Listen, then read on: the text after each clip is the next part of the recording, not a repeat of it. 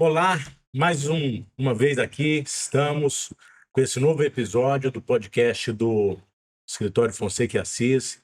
E hoje é uma grata satisfação poder contar com a participação de duas amigas, professora Maria José, professora Flávia, e que conhece bastante a respeito da carreira dos professores federais, dos professores dos ex-territórios, e hoje são dirigentes sindicais.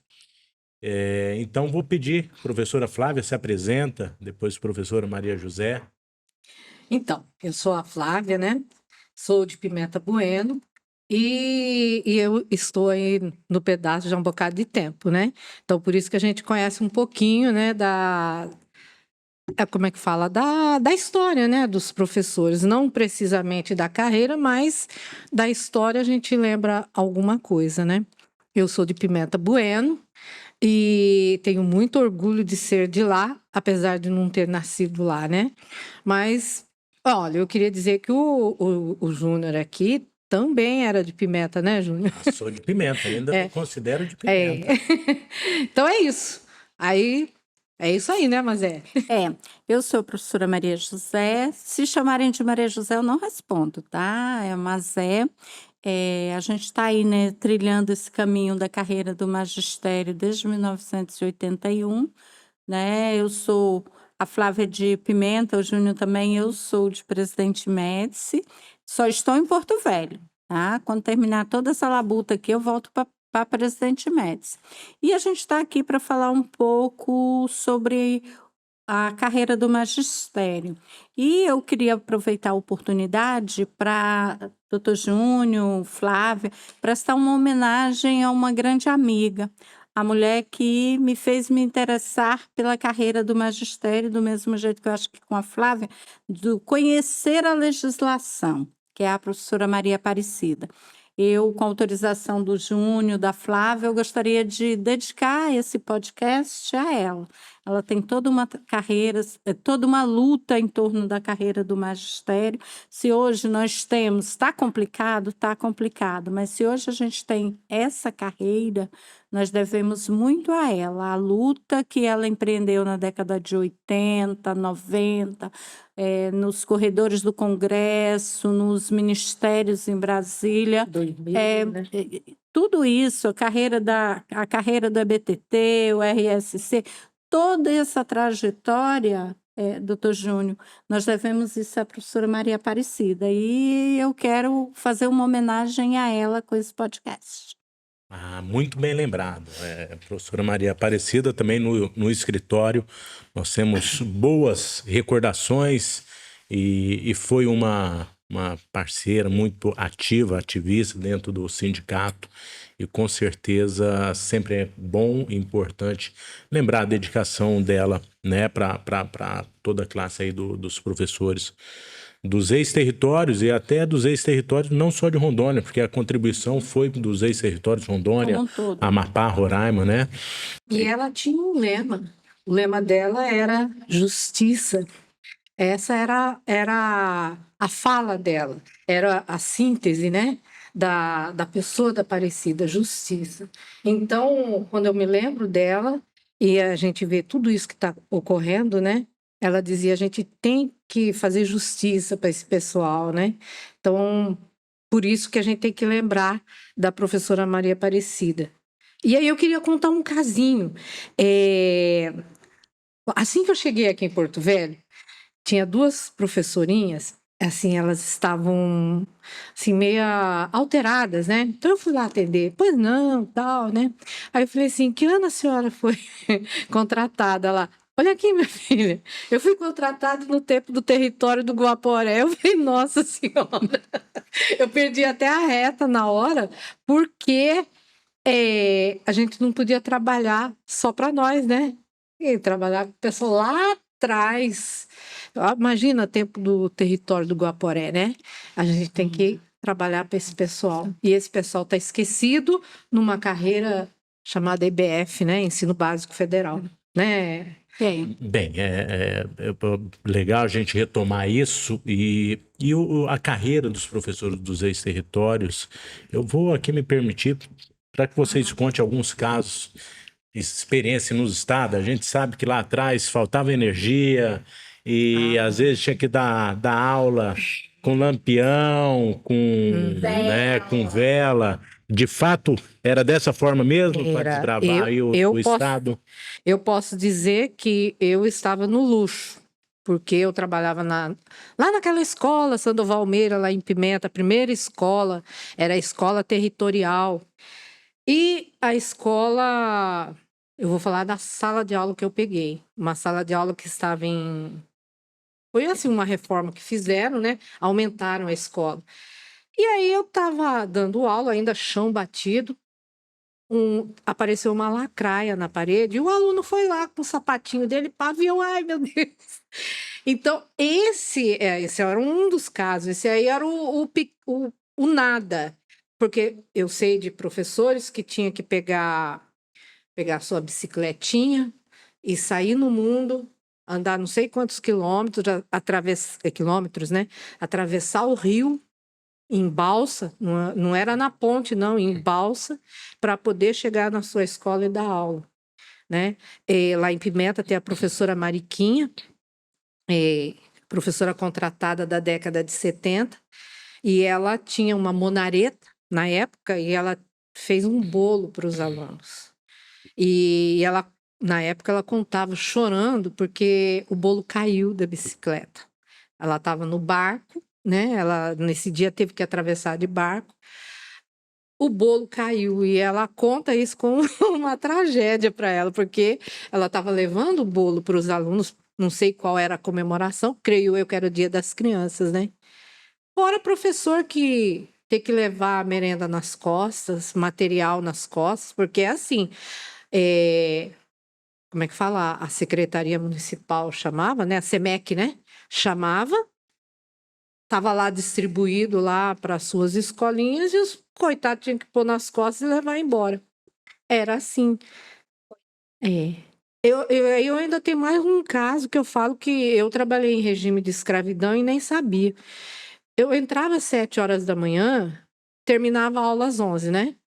Mas acontece que 11 horas eu já entrava para outra sala e saía às 3 horas da tarde, sem horário de almoço, sem horário para nada. Não tinha nada. E foi assim um bocado de tempo.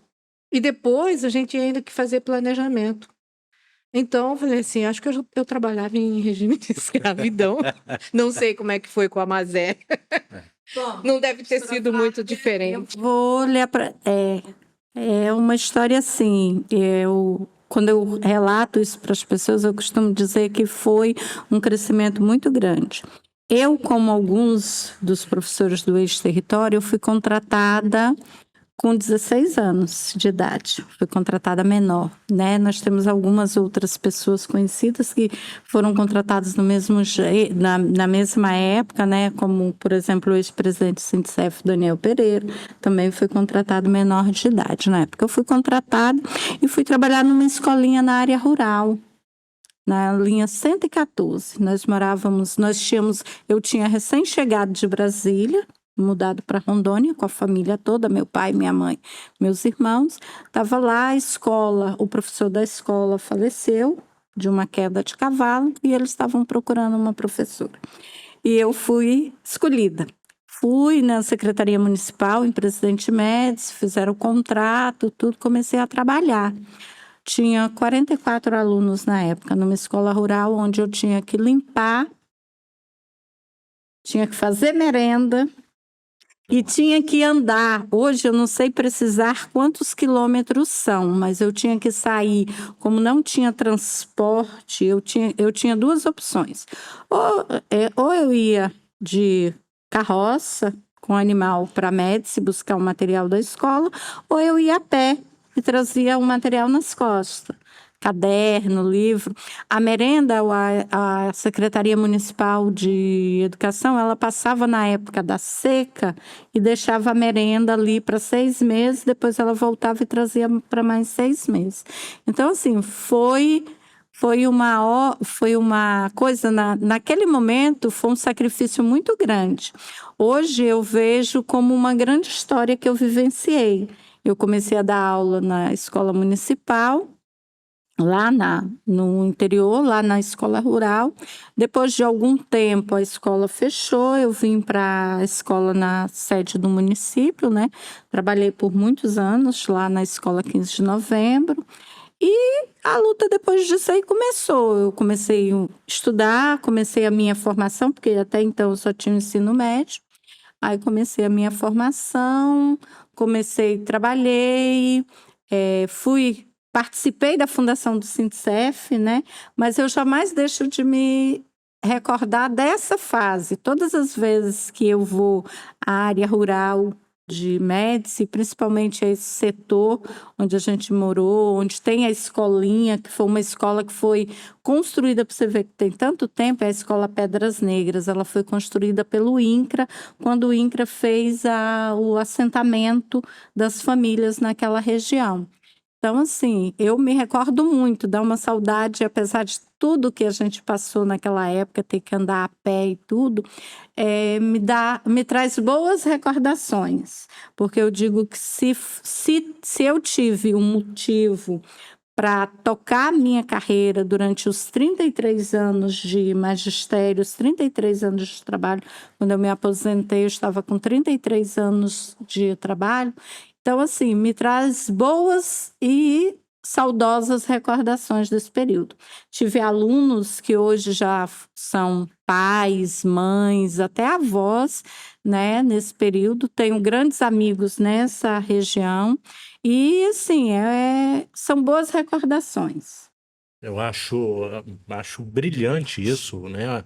Vocês contarem essas histórias, porque a gente tem que ter um olhar diferente, né? Com os professores dos ex-território. Hoje, se Rondônia a gente tem um estado pujante, é graças a servidores como vocês que se predisporam a ir trabalhar e fazer, dar o seu melhor. Na época, não era fácil igual hoje, né? Além dos professores, que eu também, servidores dos ex-territórios administrativo, e hoje a gente discute temas de transposição, temas de progressão, e tem que ter um olhar diferente para vocês, porque ajudaram a habitar, né, construir esse estado. Agora, o seguinte, nesse longo período, né, da carreira do magistério, nós tivemos inúmeras legislações, né? E sabemos assim que os professores dos ex-territórios, sempre as conquistas, o pessoal acha, não foi fácil, sempre foram por muita luta e muita Nada foi de graça. embate, né? Porque acabava os professores dos ex-território ficando de lado, né? O governo sempre atualizava. Foi de quem muita estava nos sola de institutos, sapato gasta dentro do Congresso Nacional. né? Então, vamos falar um pouco desses planos de carreira. A gente começa lá atrás, na década de 80, tinha uma legislação específica, depois cria-se, acho que a primeira grande mudança na carreira de vocês, possivelmente vem no PUCRS, né? Foi ali, foi realmente ali onde tem... Na verdade, foi a continuação da 6.550, que a gente iniciou como seletista, né? Uhum. Todo mundo dentro da isso. 6.550. E aí nós fomos para 7.596, que é o PUCRS, né? E nela, eu acho que ali era bem definido. Eu não sei se é impressão minha, mas eu tenho a impressão que ali era definido como que era a carreira, né? Como que a gente progredia na carreira, a carga horária, em sala de aula. Tinha tudo detalhado ali, na própria lei, No PUCRS. né? No PUCRS. E aí depois, felizmente ou infelizmente, a gente foi para o ensino básico federal.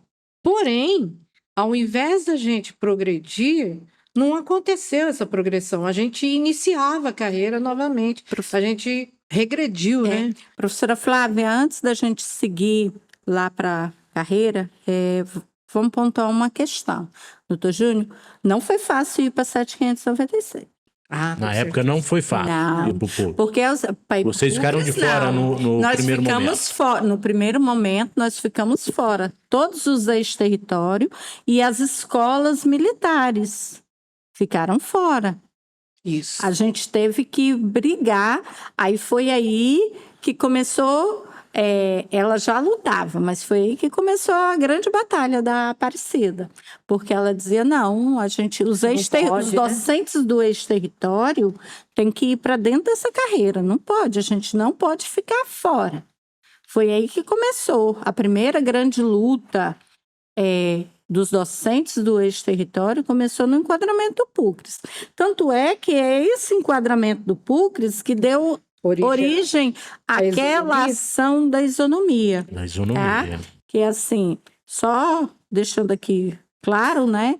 É uma ação que foi movida por um outro sindicato, mas foi essa questão desse enquadramento que deu origem àquela ação, porque nós estávamos fora, levamos um bom tempo fora de lá. Foi nessa questão que nós começamos a resolver grande parte, logo no início, de questões em relação ao ex-território, aos docentes do ex-território, com base nisso e com base na justiça, né? Porque no momento que o governo nos negava alguma coisa, nós íamos, o sindicato entrava na justiça para requerer aquele direito. Eu acho que desde esse tempo que no escritório a gente fez várias demandas, e aí teve GID, teve GEAD, né? Os 4% que foi dado para os professores dos institutos e nós ficamos de fora. Né? Tem toda essa questão. E nós temos uma outra questão, assim. Essa questão, a gente vai falar mais ali na frente, mais definido, mas essa questão de aposentadoria de docente do ex-território, nós temos problema desde os primeiros docentes que se aposentaram pela emenda 20, que nós tivemos uma parte na década de 70 dos docentes e até mesmo um pedaço da década de 80, que os docentes eram contratados pelo MEC, em regime de contratação temporária. Você era contratado para trabalhar só os meses de aula. Você não Trabalhei tinha férias, 6 não tinha meses. nada. Sim. E esses docentes, na época da aposentadoria, eles não tinham como comprovar esse vínculo que teve, esse tempo de serviço, porque não se achava registro no INSS. E por diversas vezes eu me recordo que o escritório precisou entrar na justiça para que esse tempo, e o escritório ganhou, para que esse tempo de docentes do MEC lá, de muitos dos docentes que são aposentados pela emenda 20 hoje, precisaram requerer judicialmente o reconhecimento desse tempo para poderem se aposentar como docente. Eu só não utilizei esse tempo porque eu tinha tanto tempo que eu falei, não precisa mais nem ir atrás, né? Quando eu me aposentei com 36 anos de serviço. Mas você levantou um negócio importante aí que acho que chamou atenção. Nós falamos de legislação, falamos que realmente a primeira grande avanço em plano de carreira, onde a gente realmente consegue visualizar um plano de carreira para os docentes, começa ali no PUCS. Só que você comentou a questão das progressões, né? Que não houve progressão. Na realidade, nós já discutimos isso é matéria recorrente no escritório, temos tratado isso e desenvolvido algumas teses nesse sentido. A gente vê que, na realidade, na época, vocês tiveram, até a partir do PUCS, várias mudanças de plano de carreira, só que a administração pública ela não olhava o enquadramento, o nível que estava. Olhava pelo vencimento, né? Olhava pelo vencimento. Olha, o vencimento aqui, a pessoa pode ser nível tal aqui, tá lá no fim da carreira.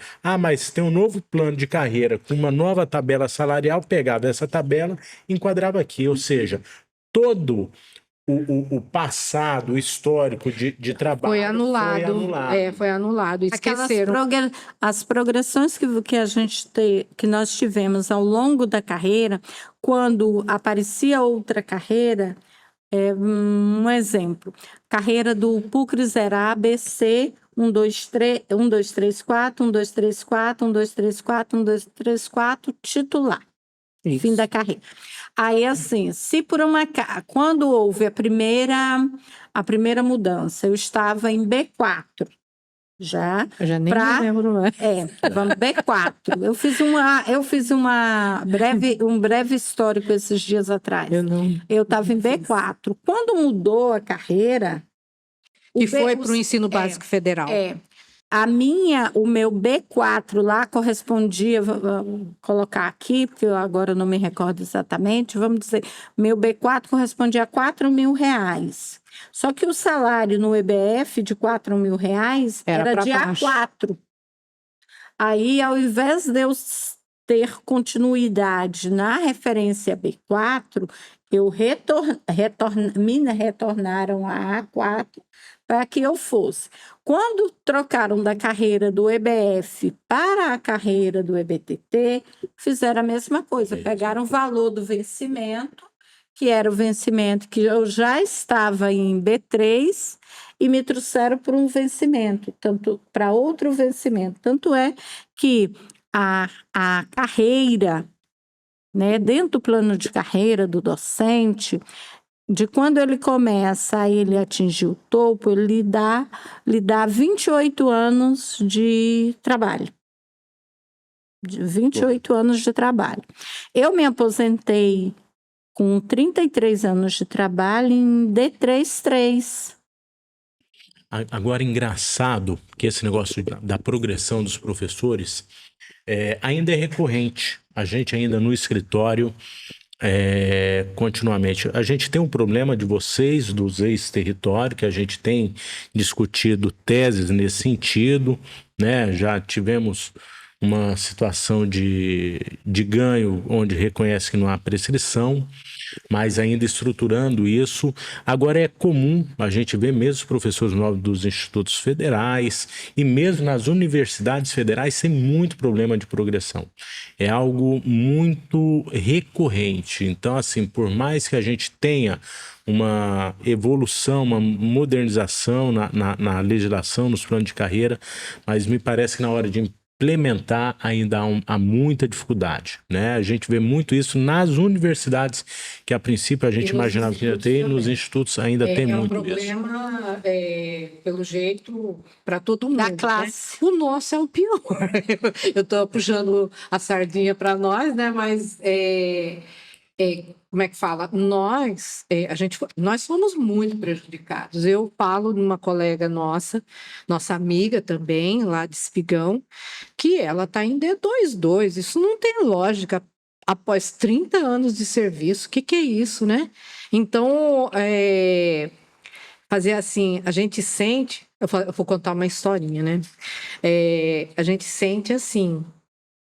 No início, né? Você não lembra, mas quando nós lembramos, né? No início, quando nós viemos para Rondônia, o povo vinha de Pau de Arara. Você deve conhecer essa história. Veio de Pau de Arara, caiu do Pau de Arara, né? E muitos vinham de ônibus também, né? É o seu caso, né? Mas e vinha naquele atoleiro, nossa, o atoleiro engolia um caminhão, engolia um ônibus, sério, o trem era, não sei se era feio ou se era bonito. E aí o motorista mandava todo mundo descer, né? Desce para ajudar a empurrar. Aí o povo descia, empurrava, e o motorista ia embora e largava todo mundo para trás. É essa sensação que eu tenho, de que a gente foi largado para trás, né, com todos os problemas, que esses problemas somos nós largados para trás. Realmente, assim, dentro do histórico que a gente tem no escritório, é justamente isso. Muita mudança de legislação, muito equívoco da administração pública, e a gente acaba tendo que recorrer, é um absurdo, mas recorrer à justiça para poder tentar, de alguma forma, ver se consegue reparar essa injustiça, né? Porque, de fato, é uma injustiça. Agora, eu queria puxar, já que nós chegamos aqui até o PUCS, e aí depois do PUCS nós temos uma nova carreira que O surge, ensino básico federal. que é o ensino básico federal, que ali... É uma cópia do EBTT. É o início, né? Então, a gente tem o ensino básico federal, que aí a gente realmente, pela legislação, meu sentimento é onde começa, de fato, a haver um olhar um pouco do legislador, um olhar mais para melhorar o ensino no Brasil realmente. Eu acho que, de fato, um olhar onde se tem o objetivo de melhorar o ensino, de olhar o professor como um meio que pode realmente melhorar o ensino do Brasil, é realmente a partir do EBTT. Mas no EBF a gente começa a ter esse desenho. E aí eu queria lembrar, para a gente lembrar o seguinte, que o EBF dá também esse olhar para os professores dos ex-territórios, a partir do momento que cria-se ali os professores do ex-território. Né? E a gente teve algumas discussões, algumas demandas judiciais em relação a isso. E aí, se vocês lembrarem dessa situação, a gente puder...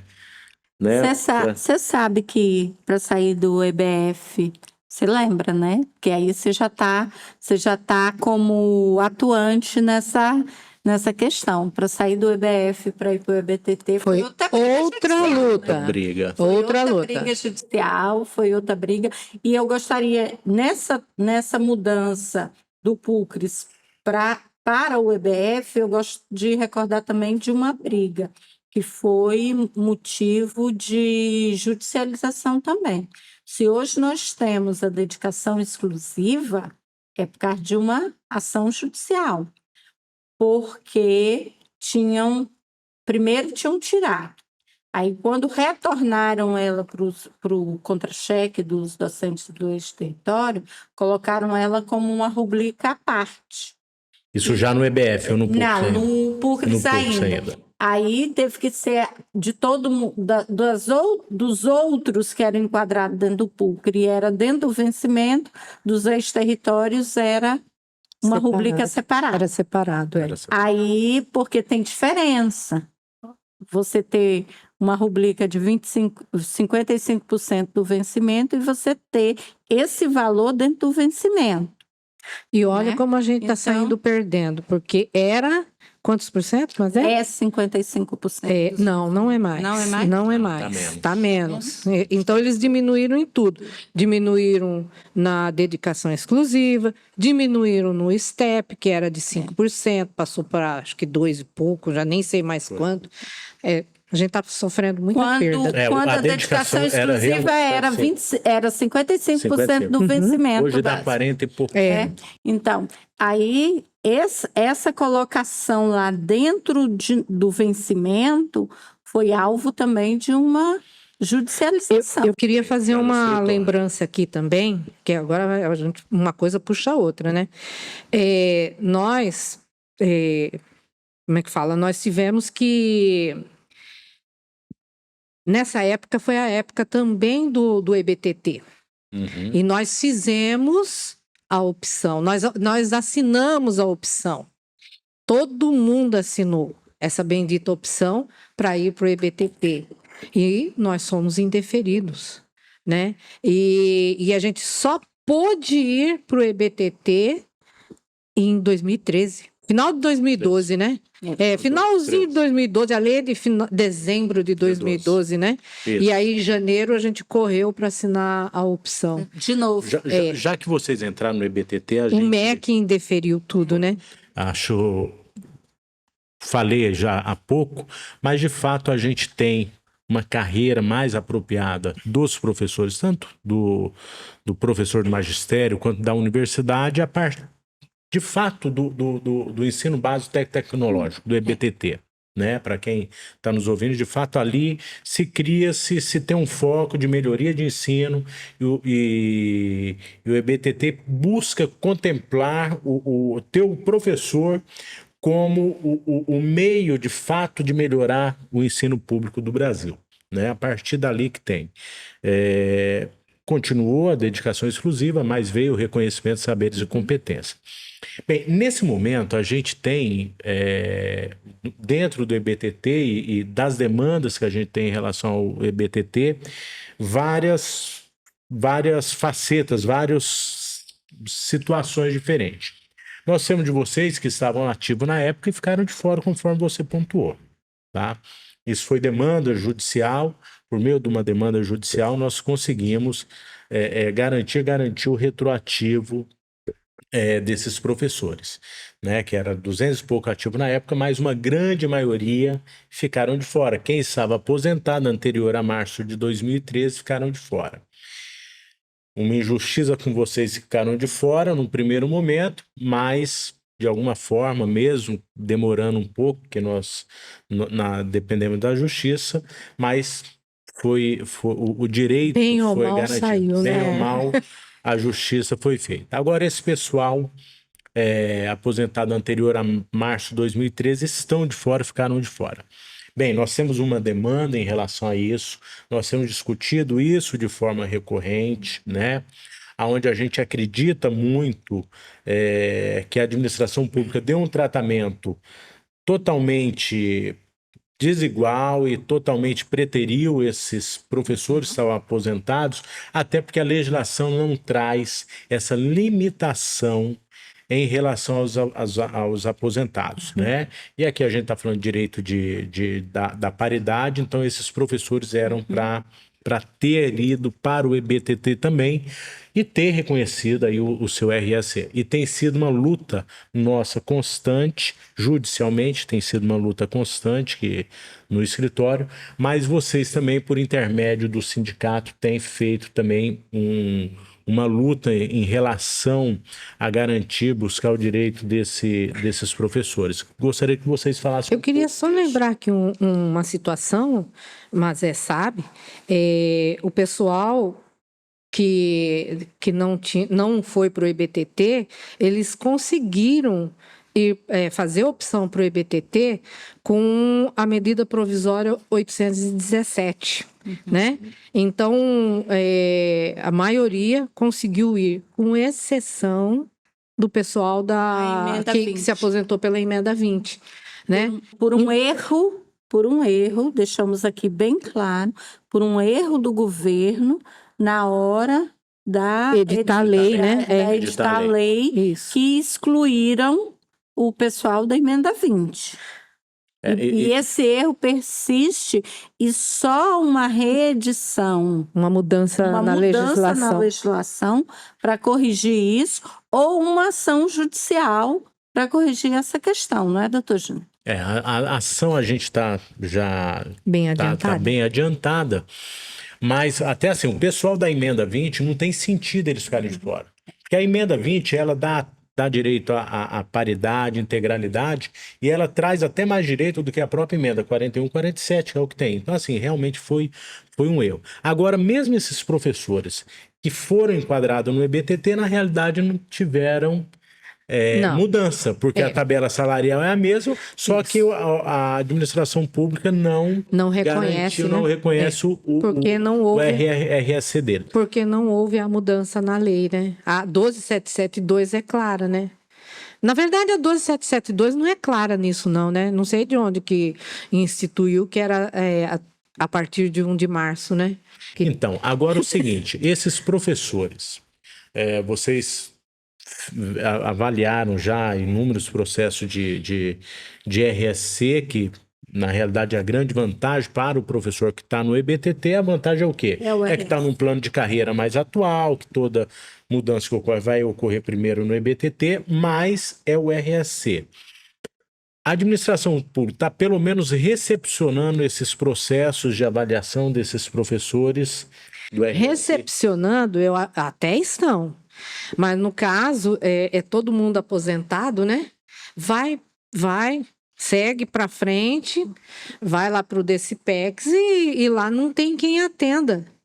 Porque para os ativos, aqui tem a CPPD, que faz toda a análise, né, do processo, e encaminha, já é para pagamento. Não, para as mesas de avaliação. Ah, desculpa, eu já estou pulando a mesa de negociação. Negociação, não, de avaliação. Realmente, passo pela mesa de avaliação. Após isso, já é pagamento. No caso do pessoal, não é o que acontece. Eles podem até... Eles nem fazem avaliação. Tem uns que estão parados aqui. Não está nem sendo feita a avaliação. O que está acontecendo? O professor aposentado, o pessoal que depois teve direito a fazer o requerimento, depois da 817, teve da MP 817, pôde fazer a solicitação para ir para o EBTT, ele montou o seu processo de RSC, protocolou aqui junto à CPPD. Como ele é aposentado, a CPPD não pode fazer nada, só recepcionar o documento. E não ela responde. Recepciona o documento e manda para o DECIPEX, que é quem tem ação sobre os aposentados. Lá no DECIPEX, eles não têm um setor para atender. Isso. Então, os processos estão chegando lá. E, segundo eu posso citar o que foi dito por um dirigente da DECIPEX, da última reunião que nós tivemos lá, o mês passado, está ficando no limbo os processos. É o que está acontecendo. Porque não tem avaliação. Você ainda está falando... Não tem. Eu vou falar mais bonito. Os processos estão nas nuvens. Nas nuvens. Bem, então, para quem nos ouve assim, está sendo feita até a recomendação do próprio sindicato, tem orientado a esses professores que façam o processo do RSC, o protocolo. Só pessoal, o DECIPEX é o Departamento dos Aposentados em Brasília, né? Ligado ao Ministério de Gestão e Inovação, e esses processos estão parados. Isso tem sido motivo também de discussão e demanda nossa. Mas veja bem, quando nós fizemos o RSC, foi feito tudo aqui. E nós éramos aposentados. Então, a gente fica sem entender a forma, né? A dinâmica aí, entendeu? Entendi. Porque eu era aposentada já fazia 2 anos que eu era aposentada. Tá, e aí estava pontuando o seguinte, a gente tem feito demandas em relação a isso, né? Em relação a forçar com que a administração pública faça a devida avaliação para poder avaliar e ver qual o RSC, o servidor se enquadra, mas também por meio judicial. Então, o sindicato também tem divulgado isso, né? O pessoal que ouve aí, um dos caminhos por meio de uma medida judicial para que busque garantir esse direito, porque não basta só enquadrar, né? Além de enquadrar, é preciso implantar o RSC. Então, a gente tem feito essa demanda, tem orientado reiteradamente o pessoal para que busque, né, o meio judicial para poder garantir o seu direito, porque senão fica tarde isso e vai quanto mais demora, fica mais complicado. Então a gente, eu não sei o porquê a CPPD em Rondônia trabalha dessa forma, porque a gente tem informação que outras CPPDs agem de outra forma com relação ao processo do pessoal aposentado. Citando um exemplo aqui, Roraima. Roraima, o pessoal recepciona. Se não está dentro lá da legislação, eles negam e devolvem o processo e informam a pessoa que foi negada. Aí o servidor procura outro caminho. A CPPD daqui, não. Ela está mandando para o DECIPEX. E lá não sabe por quê. E lá fica parado. Então tem que... Por isso que a gente fica sem entender a dinâmica, porque quando nós fizemos o nosso RSC, nós éramos aposentados. Eu já tinha 3 anos de aposentadoria. É um tratamento diferente que realmente não dá para a gente entender. Mas eu queria aqui, até para a gente mudar, né? Eu queria aproveitar vocês para a gente tocar num outro ponto.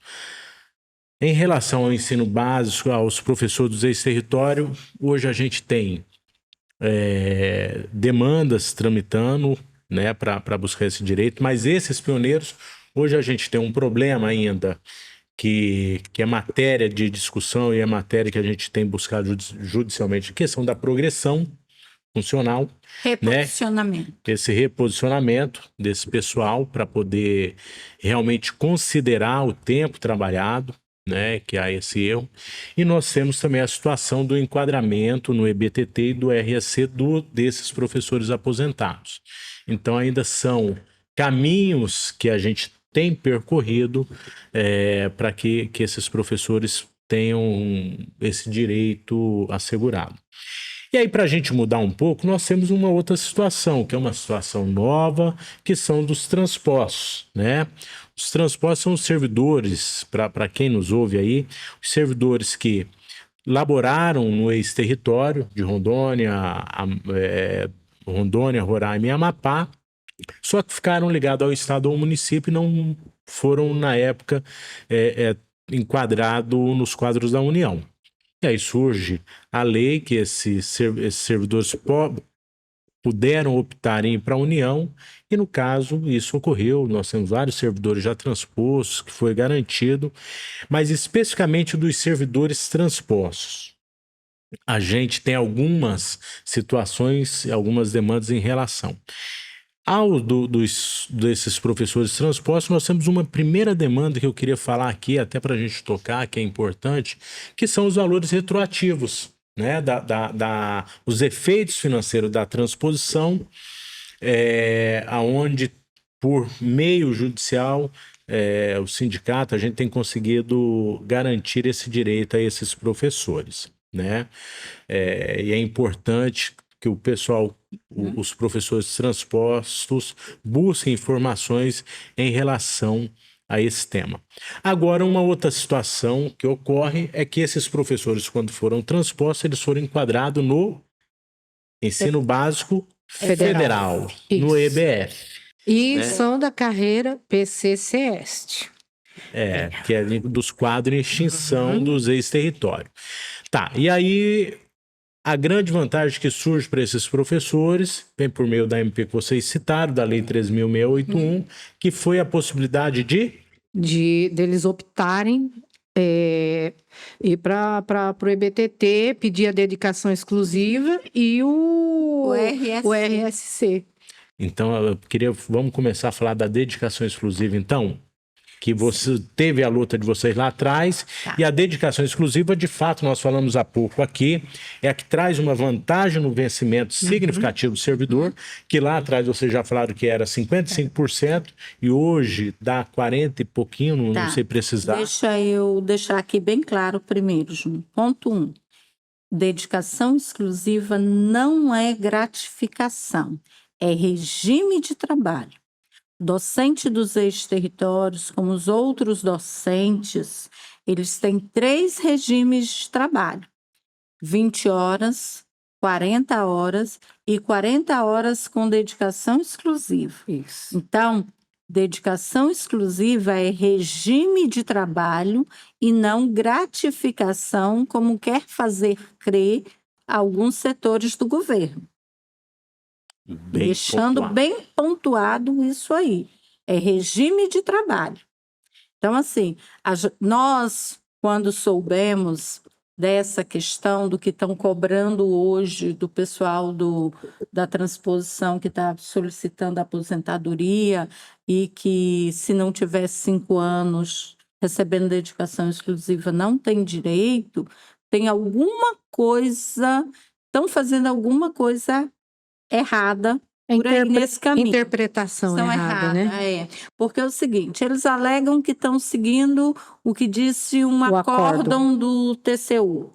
Primeiro, o acórdão do TCU foi feito, nem estavam se discutindo enquadramento de professor da transposição. O acórdão do TCE, do Tribunal de Contas da União. TCU, se eu não me engano, é de 2014. Isso mesmo. 2014 não tinha professor transposto. E outra, lá dentro desse acórdão, cita-se os professores das universidades e dos institutos federais. Não tem ex-território lá dentro.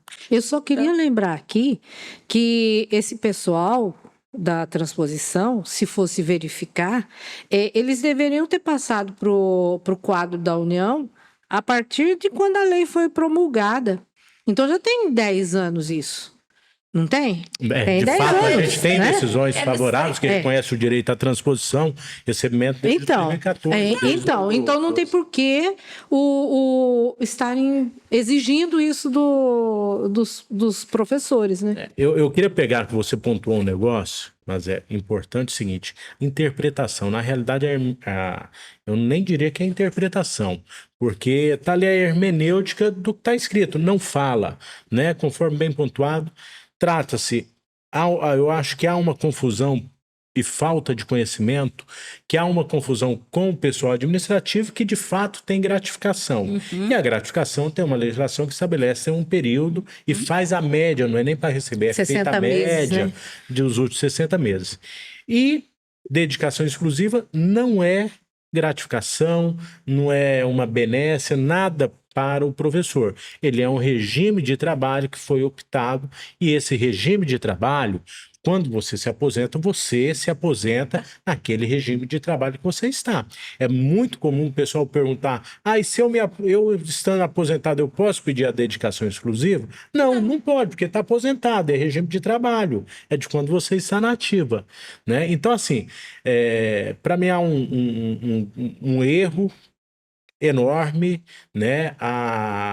E a própria legislação fala o seguinte: que se não está escrito, você não pode dar interpretação diferente do que está na legislação. Na legislação não tem isso. Só para lembrar, a Mazé é testemunha, nós somos testemunhas, que quando nós fomos falar que estavam exigindo 5 anos de dedicação exclusiva, falaram para nós que, né, que em Brasília não tinham conhecimento. Eles não tinham conhecimento disso.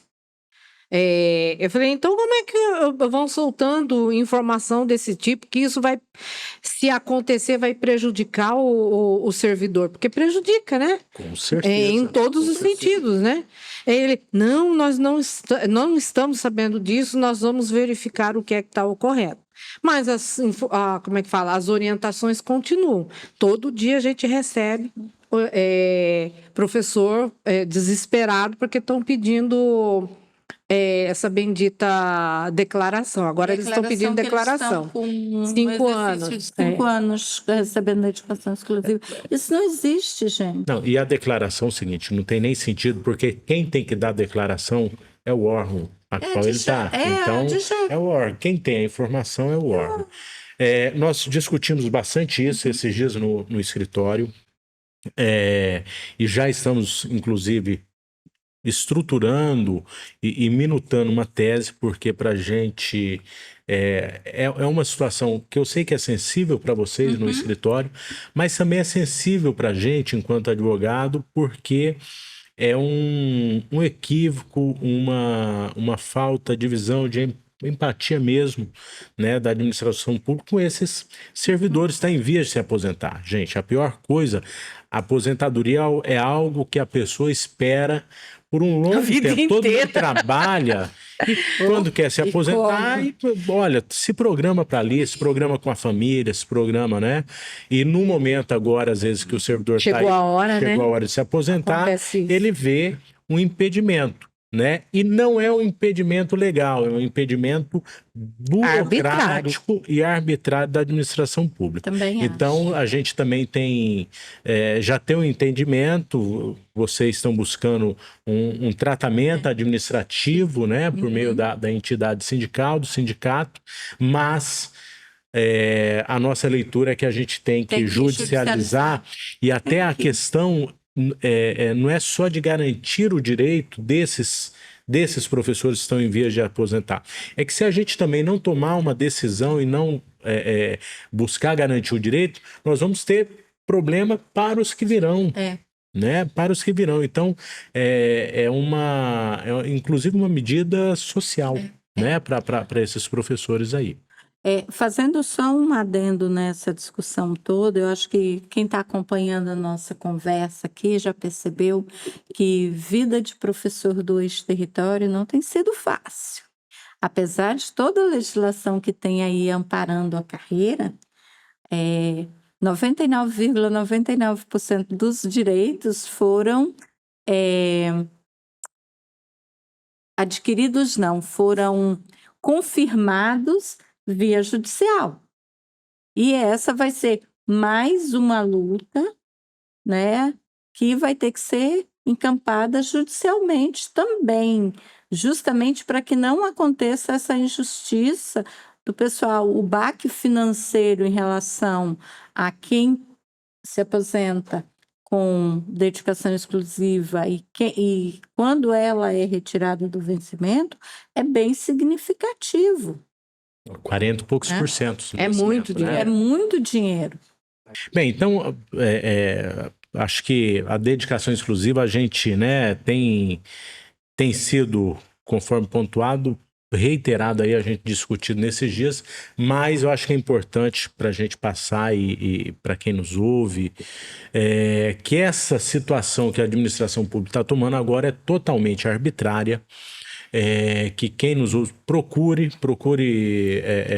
a sua Procure o entidade, sindicato, sindical, procure o um escritório, né, um advogado de confiança, porque não tem sentido e para evitar problemas futuros é interessante sim que procure as alternativas para poder solucionar. Colocando aqui, Júnior, é o seguinte, um recado mesmo, pessoal. Pessoal, quem está passando por essa situação, procure o sindicato. Lá no sindicato a gente vai passar para vocês todas as orientações necessárias com relação a todas as providências, tanto administrativa como judiciais, que precisam ser feitas para que se consiga resolver essa situação da melhor maneira possível e no tempo mais hábil possível para que isso não cause prejuízo a nenhum dos nossos filiados, a nenhum dos nossos colegas da carreira docente do ex-território. Perfeito. Né, professora Flávia? Eu estava pensando aqui que as coordenações estão sendo procuradas, né? E aí tem gente que já pediu aposentadoria, outros vão pedir, e fica na verdade, fica aquele desespero, né? Aquela angústia, né? Então, é isso aí. Vamos ter calma. Eu sei que todo mundo queria se aposentar, mas vamos ter um pouquinho de calma, esperar esse documento que está sendo redigido, né? Para entregar para eles. E quiçá a gente consiga resolver essa situação dessa forma. Senão, vai ter que ser de forma judicial mesmo, não tem o que fazer. Tanto é que na reunião eu falei, o pessoal, teve uma professora que eu não concordo, falei assim, vai ter que, no final, vai ter que entrar, não tem jeito. E se eles não atenderem, porque eles estão, como é que fala? Irredutíveis, né? Tem que fazer os dois caminhos, o caminho administrativo e o caminho judicial. Não tem como a gente correr, é o que a gente tem na mão para poder lutar, né? Mas pegando até para a gente, já estamos aí com o avançar da hora, mas para a gente fechar, esses professores transpostos foram enquadrados no EBTT, a orientação primeira é que ele, ao ser enquadrado no EBTT, se podendo, solicita a dedicação exclusiva, que é o que traz uma vantagem significativa nos vencimentos. Inclusive, a gente tem situações de demandas que a gente tem feito para garantir, inclusive, valores retroativos da dedicação exclusiva aí, tá? Tem essa demanda em específico. Mas, assim que pede a dedicação exclusiva, o próximo passo é o RSC. E aí, vocês já avaliaram vários RSC, como tem sido isso? Não sei, eu vou confessar, eu não avaliei, fazendo não. Avaliação. Eu vou confessar, não avaliei. Não, mas o pessoal tem pedido, né? Tem sido rápido. A Flávia correu da responsabilidade de ser avaliadora do RSC, Júnior. Ela correu. É o seguinte, na época, fazer só uma breve retrospectiva sobre essa questão das avaliações de RSC. E em 2018, nós corremos para poder avaliar os 364 processos da época. Antes dessa avaliação, mas a gente correu o estado para, assim, ninguém entendia nada, mas vamos assim mesmo, né? Dar uma orientada em como montar o processo. Nós corremos aí, fizemos algumas avaliações, né? Ajudamos, tanto fizemos avaliações internas, né, que é o do nosso pessoal aqui, como fizemos avaliações externas. Fiz bastante avaliação do pessoal de Roraima. Com a questão dessa avaliação, acabei até criando vínculos de amizades com o pessoal da CPPD de Roraima, né, que persistem até hoje. De vez em quando ainda aparecem algumas avaliações de lá para serem feitas, né, o pessoal sempre lembra. E aqui eu tinha passado um bom tempo sem fazer avaliação. O ano passado eu fui procurada pelo pessoal da CPPD, né, perguntando se eu ainda estava disposta, tendo em vista que o cadastro como avaliador ainda continua ativo lá no CIMEC, né, se eu poderia fazer avaliação. Fiz algumas avaliações.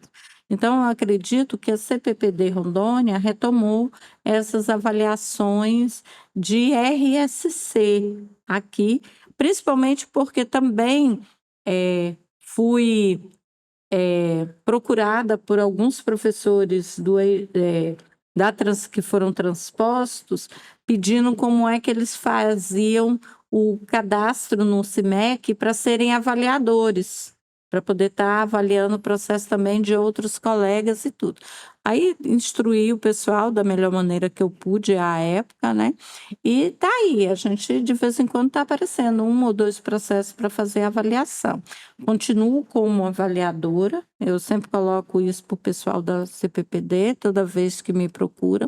Continuo como avaliadora, eu acho que do mesmo jeito que eu fui beneficiada em 2018, podendo passar a receber o RSC, é uma forma de eu estar contribuindo também com esse trabalho. Principalmente porque, para você avaliar, leva um tempo. Você tem um gasto de tempo ali para avaliar. E tem muita gente ainda que precisa ser avaliado. Então, o sistema precisa, a CPPD precisa desse auxílio, porque a própria CPPD, os membros da CPPD, eles não podem fazer avaliação. É só a banca, né? As avaliações são feitas pelas bancas externas. São eles que distribuem as bancas e distribuem os processos para as bancas e recebem de volta esses processos, mas eles não avaliam. Então, há necessidade dos avaliadores, tanto internos para avaliar os nossos colegas daqui, como os externos para avaliar os colegas dos ex-territórios, porque tem uma singularidade, Júnior. Não sei se você sabe, a professora Flávia tem conhecimento disso. Eu, como avaliadora, apesar de fazer parte do EBTT e da designação do quadro de avaliação ali ser igual tanto para os ex-territórios como para os IFROS e para as universidades, eu não posso avaliar um docente do IFRO, dos institutos federais, eu não posso. É porque foi feito um acordo. Porque nós temos, assim, os grupos de avaliação, dadas as especificidades dos ex-territórios, foi criada uma banca de avaliação específica para os docentes. Porque as atividades são diferentes, né? Então, não casava as atividades. A gente não conseguia entrar porque é grande, né? Mas para a gente avaliar, são muitos itens, né? E não cabia para quem era do ex-território. O instrumental não passaria, não ia conseguir, né? Então foi criado um específico. O instrumental de avaliação do ex-território, ele é diferenciado e ele é longo, entendeu? E essa pontuação dos instrumentais não são assim grandes pontuações, são é de tiquinho, tiquinho. De 0,2, de 0,3. que você vai somando dentro Pra da dar a sua pontuação. formação ao longo da carreira para dar aquela pontuação. Então, foi isso que nós fizemos no início dessa saga do RSC. Foi montar essa minuta para entregar lá um início, né? Aí saiu Roraima e Rondônia que levou a minuta para lá, né? Claro que eles aproveitaram a minuta que nós fizemos, né, para poder montar uma minuta específica para nós. Mas é interessante, né, do território, até por essa questão do olhar, especificidade, né? da A gente tem uma... diferenciação. E a mesma coisa nós vamos ter que fazer em relação à regulamentação da atividade docente. Nós vamos ter que montar uma minuta novamente, nós vamos ter que provocar uma portaria interministerial para a questão da carga horária do professor. Também, que o E vai ter que ser cedido e vai ter com que ser problema. específica para nós desse território, né? Só assim, do RSC a gente tem que... Queria aproveitar e falar da carga horária também.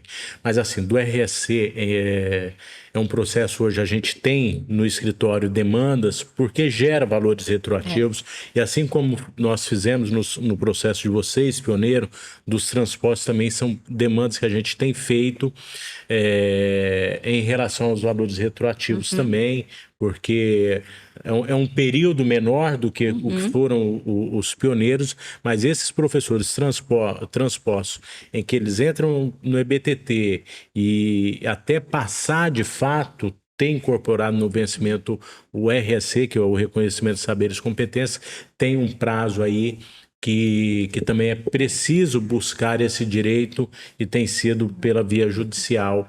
A gente tem conseguido garantir isso daí. Tem uma outra injustiça também, Júnior, com relação aos professores aposentados que recebiam o RT, né, no Estado, não era com esse nome. Às vezes tinha até lá mesmo, como é que fala? Gratificação de pós-graduação. Que no nosso caso dos federais seria RT. Isso. E aí, quando eles vêm para o quadro federal, eles cortam esse aí e passam para ser VPNI. A gente tem no escritório discutido essa tese, né? A nossa avaliação é que ela não tem que vir como VPNI, que é o que tem ocorrido, e de fato tem que vir como RT, porque na realidade tem uma nomenclatura no Estado, né, ou no município tem uma nomenclatura, e no plano de carreira federal é outra nomenclatura. Que é a RT, que é a retribuição de titulação. Que a retribuição de titulação é a pós-graduação, mestrado. E é uma judiação, porque com o VPNI ele não pode buscar um RSC melhor, né? Então, assim, a gente tem discutido isso no escritório. Eu já fiz alguns levantamentos em relação à matéria. E acho que a gente vai ter que, mais uma vez, buscar pelo meio judicial para garantir isso daí para esses professores, porque, de fato, não tem sentido e é um prejuízo para esse professor aposentado quando ele é transposto. Então, acho que em breve aí a gente pode tratar especificamente desse assunto, mas é preciso, porque são pessoas que já estão com idade avançada, né? A gente olha os nossos colegas, dá dó de você ver que é tudo 70 anos, né? Tá na média, 70 anos está na média. Que nem outra, não sei se você se lembra da professora Marisa Duran, lá de Pimenta. Ela tem 80 anos e está esperando essa emenda, ser resolvida essa questão da emenda 20. É uma judiação você ficar nesse estado. Aí você olha, de cortar o coração. Quer dizer, ela porque eu exemplifiquei, né? Mas quantos outros, né? São vários. Mas bem lembrado, eu acho que depois a gente faz uma... em breve eu espero que a gente tenha já concluído essa situação dos transpostos em relação à RT porque nós, dentro de uma análise prévia já, a gente entende que houve um equívoco da administração pública, né?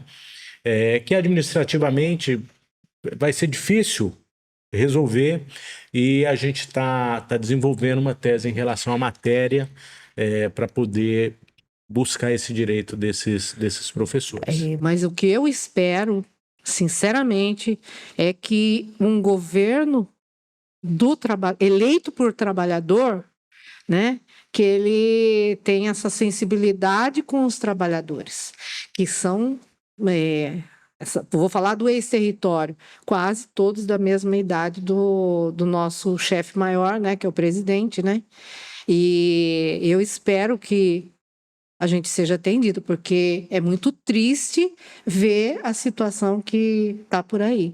Eu considero a minha situação tranquila, mas assim que eu olho do lado, eu vejo aquele monte de aberração, né? Ok, bem, estamos aí chegando ao final de mais um episódio do nosso podcast, hoje tratando do assunto... De tudo um pouco.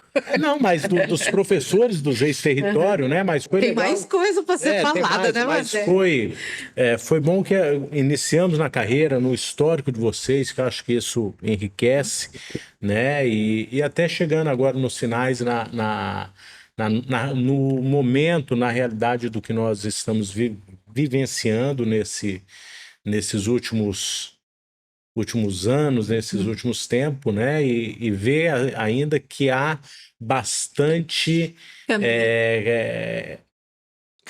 caminhos a percorrer, bastante matérias que a gente ainda tem que lutar para poder garantir o direito.